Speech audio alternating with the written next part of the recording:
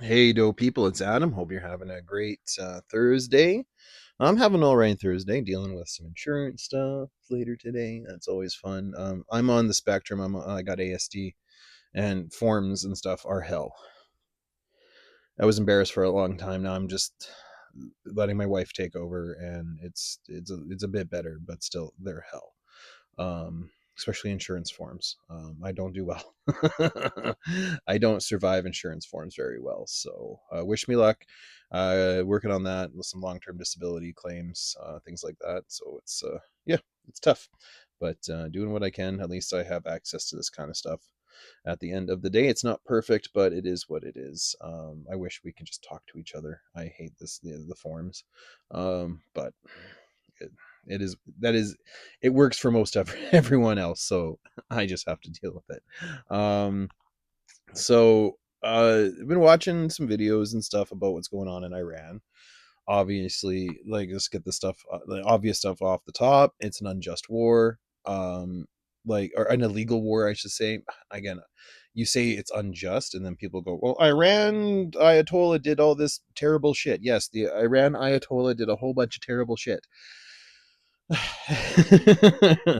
um, as an autistic, as an autistic person, y'all need to stop saying like that person needs to go because they did terrible things, because the autistics are going, well, there's about 3 dozen other terrible people by your logic that needs to be blown up, but they're our best friends.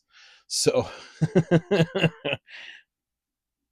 no, we're not doing that part of the argument. This is a religious war, yes. At the very top of it, I believe that this war is fueled completely by religion, or at least zealotry, some hardcore zealotry, um, from the Israelis, from Pete Hegseth, the Secretary of War. Um, he's got Crusader tattoos. If you he he thinks it's his destiny to do this. Like, I don't know if you've read much fiction. Fiction's really important, especially when you're dealing with the mindset of destiny. Um, what can happen to someone when they think it's their destiny? Um, they turn into a very terrible person, and fiction does cover that a lot, about people who don't have destiny thrust upon them, but rather they seize their destiny, which is a very different proposition. Having your destiny thrust upon you, well, you're probably now on the hero's journey, which is a very different thing than being told and believing that your life has ultimate consequence over everyone else's. Um, that is your right, God given or otherwise, to do what you're doing, and there's not much gonna convince you otherwise. You're not someone to be worked with. You're someone to be stopped at that point, right? So we've seen this story many times. We can also see. I don't watch much Dune. From what I understand, that Dune really dives deep into this type of destiny and believing it, and prophecy and all this stuff like that, because that's what we're dealing with Iran and Israel and stuff like that. People believing prophecy. We don't use those words generally because we call it the Bible, we call it scripture. um, but at the end of the day, it is prophecy that they're trying to live out.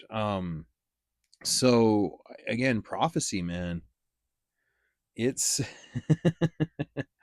it's a scary thing. I've read Harry Potter. If you've read Harry Potter, you understand the conundrum of prophecy, and like, it's only true until you make it true, right? It's so weird. Like, prophecy is a very tricky thing. It's not true until you make it true, right? So um what prophecy usually does is guide act, like it makes you, like, God of War, the video game, dives deep into this thing, with all their games about destiny and fate and the fates and the Norns in the new game, and like that's the Norse fates, which uh the Norns are a bit different, and nothing's pre-written, but your actions are ultimately predictable, right? So Anyways, so that's what we're dealing with here with Iran. It's a very messy situation. Like it's I it's a land grab. Israel wants to have the greater state of Israel, so it's for their security. I don't know how safe the people of Israel are going to be when all the air defense missiles are used up.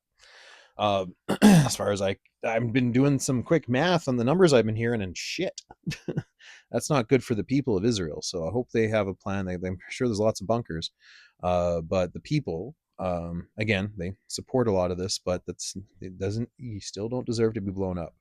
Um, it it is going to be messy, and then of course all the surrounding countries. There's about a dozen places I will never go to. I will admit that right now. I will never go to these places. I have no interest. I have no want, no need, or desire to go to the Middle East ever. It's not that I lack curiosity. I'm sure there's some beautiful things to see, and some great food and culture. You know, I've always been curious about the Grand Bazaar in Iran. Um, that it's a UNESCO World Heritage Site. I've always loved to go see the World Heritage sites because those are like history, and like the Grand Bazaar has been around for, oh my god, so long, so long. I can't remember if it's in we're in the thousands now, or like if for how long that Grand Bazaar has been around, but it's been around for a very, very long time. And that where trade and everything happens, and like so much trade, less maybe so nowadays because fucking U.S. and Israel blew it up, or have hurt it, or damaged it somewhat. But yeah, no, like the Grand Bazaar is a apparently just a remarkable place. Just it's crazy.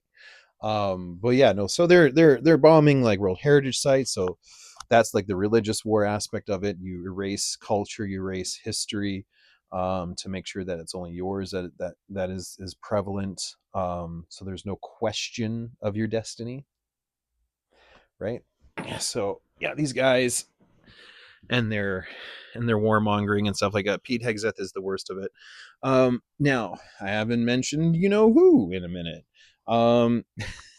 because he said go because he was told to. I think we all found out this week that Trump's not in charge. He's in, like, he gets to do whatever he wants.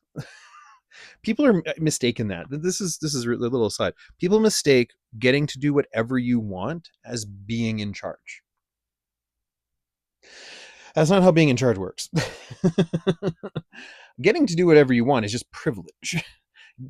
Being in charge grants you some privileges, but having those privileges of being able to do what you want doesn't necessarily like necessitate you being in charge. That's where a lot of like privileged fucks think they should be boss because destiny. um so yeah, that's where like so yeah, there's that. So Trump, nothing to do with that.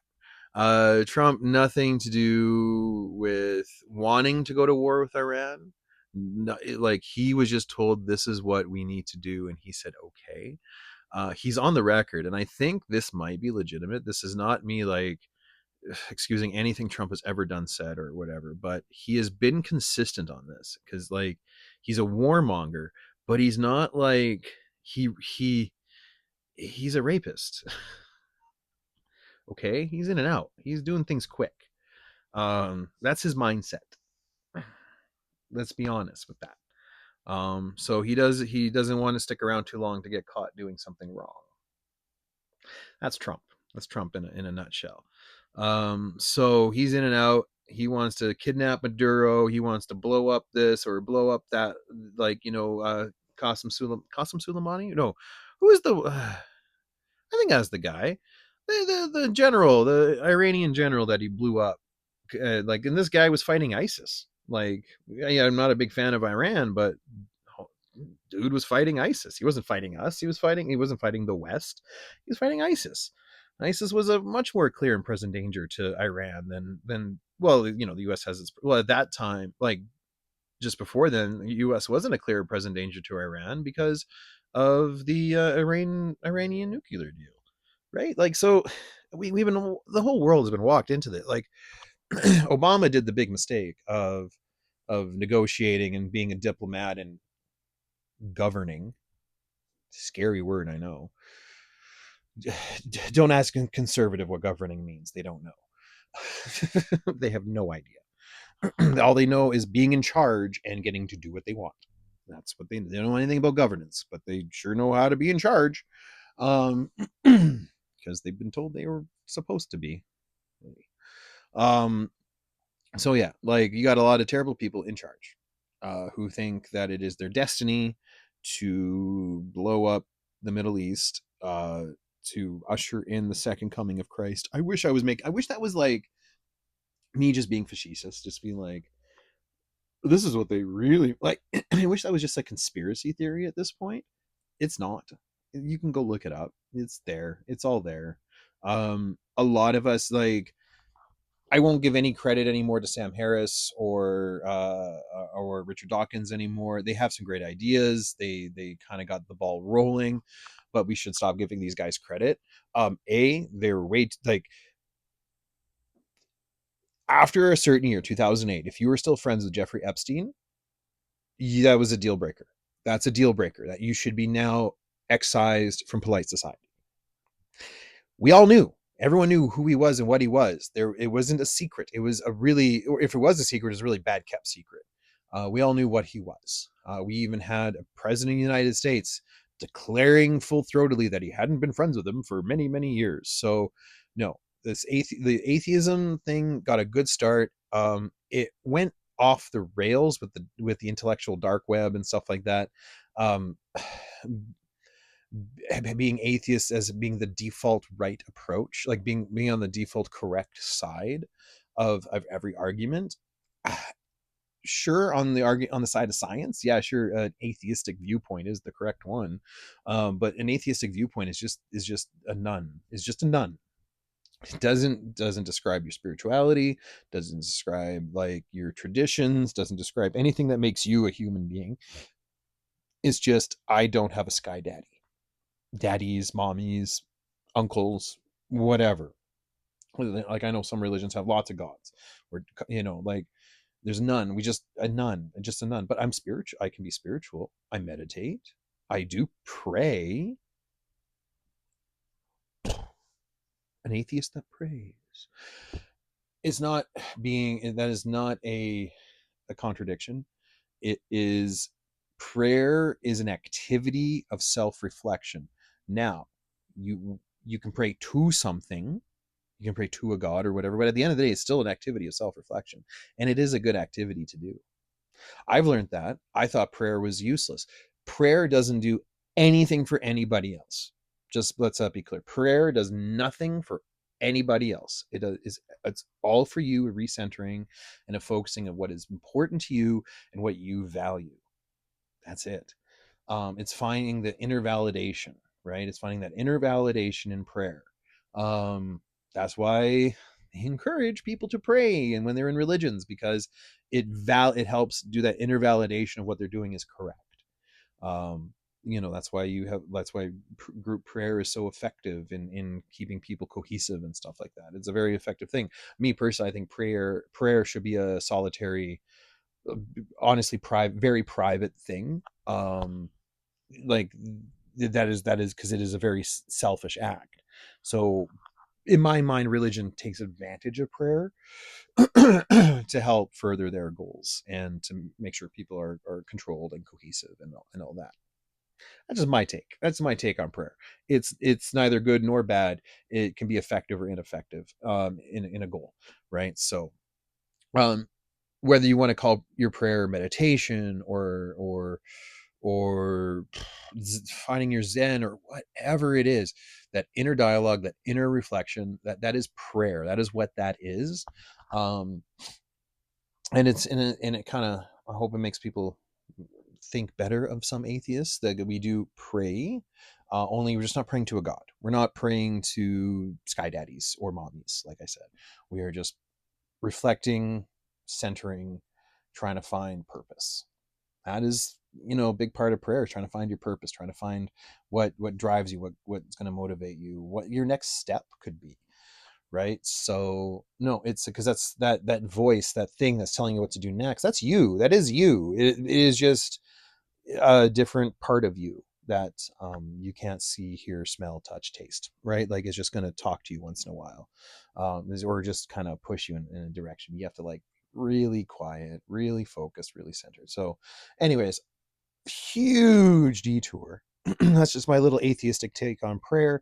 It can be a good thing, should be done in private, exploited by organized religion. Simple, simple. Um, so this war in Iran was a war of choice. We can't forget that. So it was a war of choice. There was no need, there was no immediate need to go to war. It was all a lie.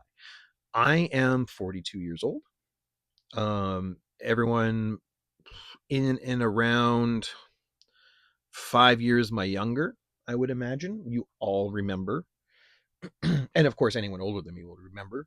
It was 20 years ago, but still, it did happen, and we were all present for it. I would assume the war in Iraq. Um, that was also a war of choice, that we were all lied into. It was just done more artfully. The lie was, we knew it was a lie, but they're like, fuck, they're going through all, like they went through all the steps. They went to the UN, they did the Congress thing, they did this, they did that. Luckily we had a solid prime minister, a liberal prime minister, uh that said, no, we're not going to support the war in Iraq. We supported the war in Afghanistan. Al Qaeda, and oh, Taliban, sorry, thank you, Taliban, um hold up in there. I think Al Qaeda supporting Taliban attack. It was a long time. It is a long time ago, so details do get muddy. But yeah, anyways, bad guys in Afghanistan. We'll go get them. We'll help you go get the bad guys. No problem. They blew up some of our people too. Let's go. Um, Iraq, we knew. We all like, this is, there is no evidence. You have no evidence. There is no WMDs. There, what the hell? Well, this is if you're gonna go, but we're not taking part in it. We think it's going to destabilize the area. It did. We think it's going to cause more problems. It did. We think that this is not a wise decision. It was. So, yeah, so Canada was very much on the right side of history in regards to the Iraq War. I didn't always like Jean Chrétien, but fuck, man. Shawinigan handshake, man. Don't mess, like, he showed the world that Canada is like, we may be a small, but we're a scrappy country. We will stand up for what's right, and we will do what's right. We haven't done that for a long time. We have super served our leaders and our parties way too much. We haven't served our country very well at all. Mark Carney is just a perfect example of this. Just like the super serving of bases and saying the right thing to the right crowd at the right time. But of course now everything's recorded, and we're not as dumb as people think, as the leaders think we are. um that's one thing that I hope this little podcast ventures, is that we show that just regular people, aren't that dumb. We're not. It's just not, like, I'm really plugged into the news and stuff like that, but I talk to friends and family and stuff about this stuff, even the ones who aren't that plugged in, and I can have a very cogent conversation. If they have questions, I answer them. It's not that hard. You can have the discussion. You can encourage people to go vote and be a little more active in the discussion. Just in the discussion, have a couple of drinks, smoke a joint with them, talk about weird shit, talk about politics, talk. It's okay. uh I used to run weed stores. I used to talk politics with all my customers, not all my customers, obviously, but like a lot of my customers, there's a bunch of them. I had a lot of customers that we would like to John about politics. There were some guys I vehemently disagreed with. I said, honestly, bro, I think that's kind of a dangerous way to go about it. He's like, but I'm like, but I understand where you're coming from. You explained it well, but I still don't agree. Oh, I guess that's fair. Yeah, it is fair. That is fair. You explained yourself. I went, okay, I understand. I still don't agree. That is like, if you have the discussion, and you can't, and you give them the, at least a little bit of like, here's why I don't agree. I'm like, you can try not to make them feel bad, but like, if morality and human decency comes into the conversation, then you're like, well, because it's immoral, that's immoral, or that's not decent, that is not a fair thing to do to another human being, right? That kind of stuff, right? So we don't have to be like, um we have to agree, we can agree to disagree. I'm like, no, that's such a cop out for people who have lost the conversation. If anyone's saying we can agree to disagree, they've lost the argument. Just full stop. Lost the argument. They If we're gonna agree to disagree, then I what? That's it. Okay, cool. Then why did you bring it up? If we were just gonna agree to disagree, if you knew, like, if you can't convince me and so you gave up. I get that. I'm not here to convince anybody of fucking anything. Go make up your own goddamn mind. Go do your own work. Go do your own homework. A lot of y'all didn't do your homework. I didn't do my homework, and I crammed, and I was on the spectrum, so my ability to absorb information was way different than everyone else around me, which made me feel really awkward at test time. Homework sucked. Terrible at homework. Very bad at homework. Wouldn't even grade high on homework. I always kept my grade down as my homework, but my test scores, baby, those were amazing. Always in the 90s, always high up there. I was really, really good at test taking. Really, and that's I think it's a spectrum thing. Like executive function doing daily tasks, sucky. Panic mode, savant. So yeah, that's so like things did still absorb. Like I still obviously knew the information, and yeah, this whole thing, this religious stuff is the test isn't hard. We had some good, like I said, had some good groundwork from Richard Dawkins, even Sam Harris. I have The End of Faith on my bookshelf unread because I'll tell you why. I got through. Okay, it's not fully unread. I got through the first half of the first chapter, and I'm very aware of my emotions. I've had to be. Being on the spectrum, you have to check in with yourself before you blow up. You just like, I didn't realize I was doing that all this time. But I would have outbursts. I would have meltdowns. And I still do to this day. Like still not a perfect thing, but you check in with yourself so you don't have a meltdown. And and where was I going with this? Oh shoot, I lost my train of thought. Don't smoke weed, kids. But anyways, ASD spectrum meltdowns. Gotta check in with myself a lot. Just so I don't get those meltdowns and things. And I'm trying to think of where I was going with this, but my brain just did a 180. It's the spectrum thing, guys. Sometimes you're on a good thread and then it just goes, nope. I could write stuff down, but I don't think that'll help. I have done that in the past. I've written down stuff and I look, I'm like, what was I going with that? Like I forget. So I just rather vamp and just kind of maybe get back to where I was with that. Hey, if you know in the comments where I was, I'll read the comment. I'll restart. I'll do another video, get into the story. I don't know. I'm just having fun. Talking about war. I'm just having fun talking about war. But yeah, checking in with myself so I don't melt down. Like it's just because the meltdowns are really really real. They can be really impactful on your life, and you got to check in with yourself so you learn to like check your facts, check what's real, check what's not, check um just always make sure that your emotions are matching the facts, right? I was doing that for a very long time without realizing I was doing it, again, to protect myself and to protect others, because my meltdowns are really bad. They can get into the violence side of things. Like last night, full disclosure, like trying to do those insurance forms, I was having a really hard time. I was in meltdown mode. I was just like, the questions are that I couldn't remember anything all of a sudden. I didn't know where to look.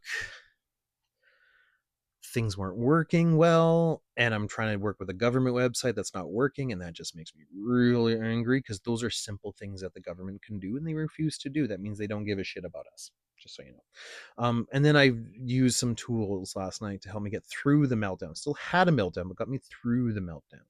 So we live in a world where we got to start encouraging, if you have those tools, we got to start encouraging other people to use those tools, because we're now living in a world where, yeah, no one was mindful, no one was doing what they should be doing, and now we're in World War III almost. We're almost there. We're like, let's roll call. Uh, so we have the Middle East is completely engulfed.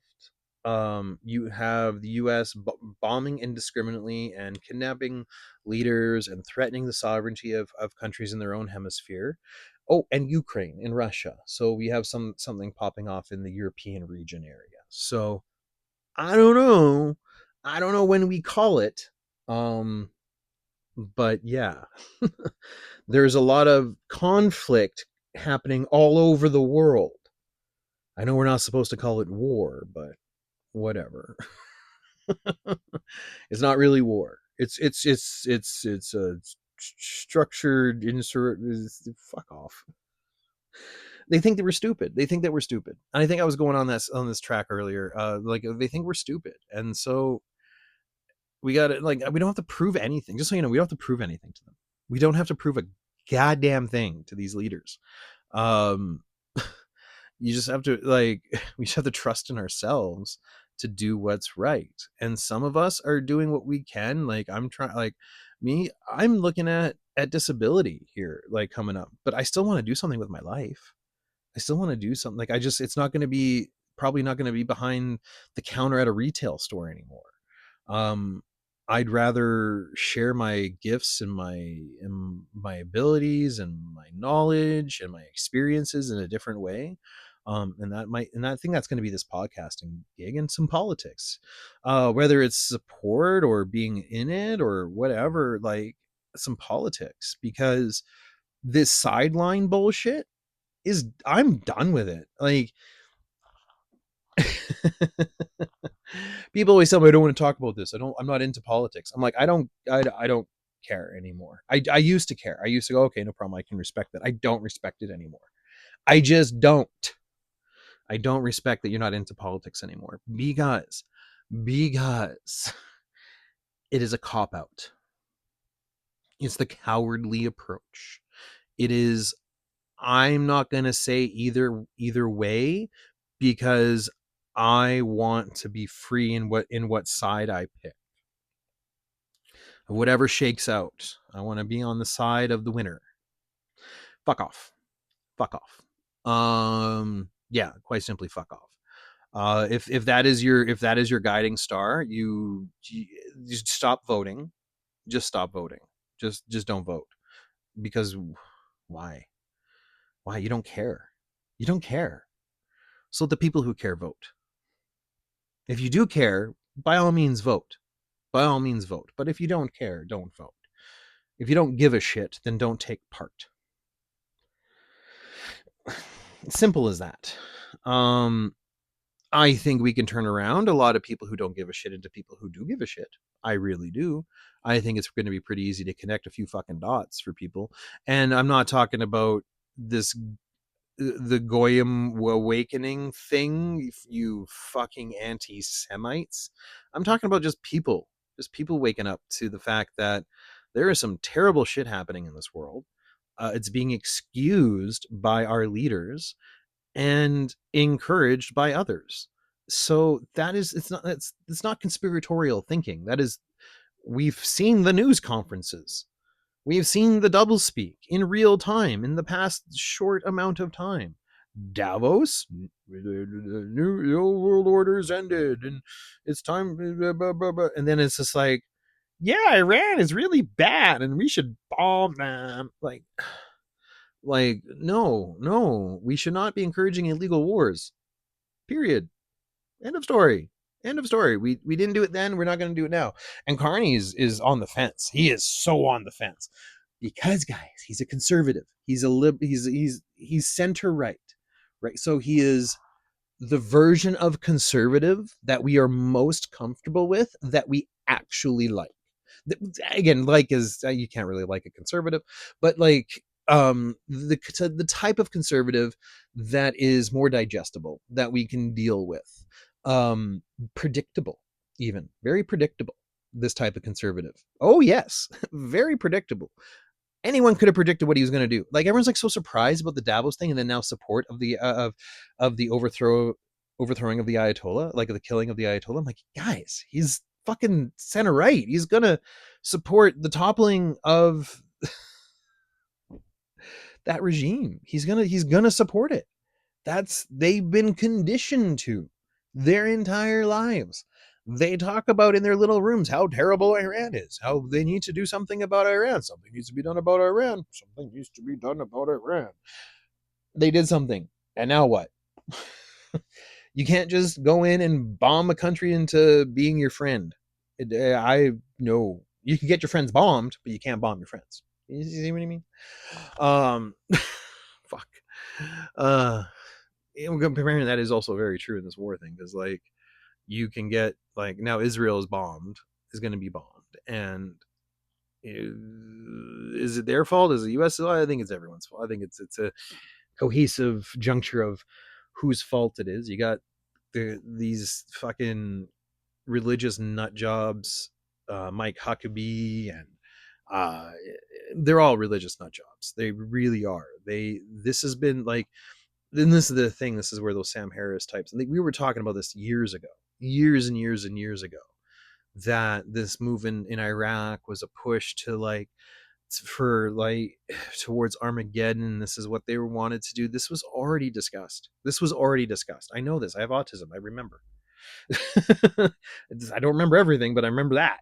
I remember we talked. There was conversations about how this push by these types of people for the war in Iraq was a pretext for something more nefarious, like a religious war. It didn't work. The war in Iraq failed. ISIS got way too they got so bogged down with ISIS that they couldn't push further into Iran, that they couldn't push further into the Middle East, that they fucked up by going to Iraq, got too bogged down there, and finding out, oh shit, this is way more complicated, way harder than it's supposedly going to be, and then presto changeo, you got you got a fucking a mess, and now you can't do your ultimate goal of like full like that full Armageddon bullshit where like you're taking over Iran and it's a greater Israel, because read into it, you river to the sea, yeah, that's just a little piece. That's just a little piece. There's two rivers, or at least two rivers. Anyways, they have excuses for taking over a lot of the area. All these other countries that are being bombed right now, those Israel has sights on those too. They do. When you hear Israel saying we're surrounded by enemies, okay, yeah, I agree. You are. Agreeing with the Zionists, you are surrounded by enemies now, or you should be. I don't know if you are or you should be. Either way, um, you're not on their side. You're not into peace in the Middle East. You're into our control, our sphere of influence, to usher in Armageddon or what? Like I don't know. I still don't know. Like Bibi Netanyahu, this is his 40-year goal to bomb Iran. Okay, why? I still don't know why. I still don't know why. Like it's his goal. Like I get the whole like greater Israel thing. I get like the nationalistic plan, but I don't know what he gets out of this. Like again, he's got control. He power. I get and again, other than naked power, like just naked power. Um, he could go live whatever life he wants. Bibi Netanyahu. He can go live whatever life he wants at this point. We would be fine if he went to Argentina with the other Nazis. Just be fine, totally fine. But he doesn't want to do that. He wants to stay in control, stay in power, and make sure that he influences and manipulates everything that he can to stay in power for the greater Israel project. So I'm guessing his personal goal is just his own power, like his own ass at this point. Like, because if he gives up, he's done. He's done. He's done. If he stops, he's done. So at this point, I guess it turns into like they have no choice but to be the worst versions of humanity. at this point, I guess. I'm not like, it's not an excuse for their behavior or anything like that. I'm just trying to like understand what drives these guys to do like very obviously stupid things. It was obviously stupid what they did and how they did it. There was no plan, there was no thing. It was just either like, it was just Israel was single-minded. Bibi Netanyahu was single-minded. Gotta bomb Iran. My plan. 40 years. I fuck everything else. This is the plan. This is the plan. I'm autistic. I get it. Don't fuck with the plan. The plan is the plan, all right? The plan is the plan. We got to stick to the plan. Otherwise, it's chaos and terrible things. Though chaos can be fun sometimes. When you got a plan, you got to stick to the plan. So I think this is not Netanyahu's autism in play here, because like the plan was dumb, just dumb. Like, not like the assumption. Like, this is what I don't get too. You have tons of experts, tons of intel, tons of everything telling people, wow, this is not gonna go the way you think it is. This is not gonna go the way you think it is. This is not gonna go the way you think it is. Wow, holy moly, that won't go the way you think it will. Here we are. It's not going the way we thought it would. Who knew? Who fucking knew? Who fucking knew except all those experts, all those people who lived in the region, from the region, in the country, against the regime, the people who were against the regime going, not a good idea. Like, they've decentralized command in Iran.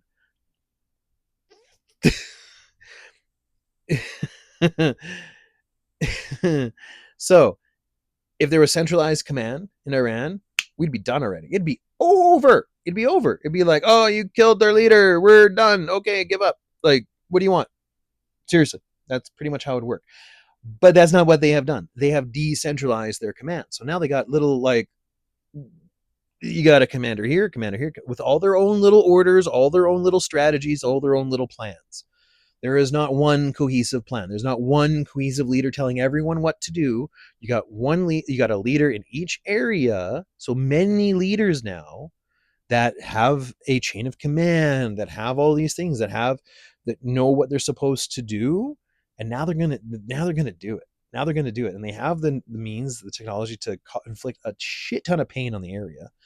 And well, they probably won't hurt us, but goddamn, it's going to hurt a lot of people who live in the area, a lot of Canadians, a lot of Americans. Like, sure, they were exploiting the resources, but hey, do they deserve to be blown up? I guess not, right? Like, so the whole world has been just dog walked slowly, but dog walked into the beginnings of World War III. We're in the early stages still, but I think there's enough conflicts popping up. There's just not enough consistent conflict happening right now to really declare it a World War III. I don't think, because obviously America hasn't technically gone to war. Like this is not a war, like type of rhetoric. So yeah. Anyways, here we are, beginnings of World War III. I've rambled on for 40 minutes. I hope you enjoyed it. I hope you had fun. Hope I remember what the hell I was going on about earlier. It's okay. This is just this is a good mental exercise for me. So I hope you also find your way to get the bad shit out. Um, yeah, because I don't want to sit here with all this stuff in my head all the time, right? I need to share it. I need to get out there. If it's only with a couple of you, it's only with a couple of you. If it's with many of you, it's with many of you. So please like and subscribe. I would really appreciate that if you got this far. Thank you. You probably already have. So thank you for doing so, and please share, like, all that. Help me help. Help me help. I'd like to help. I don't know how yet entirely, but I think just being me is going to be a good start. So yeah, thanks so much, guys. Keep it dope.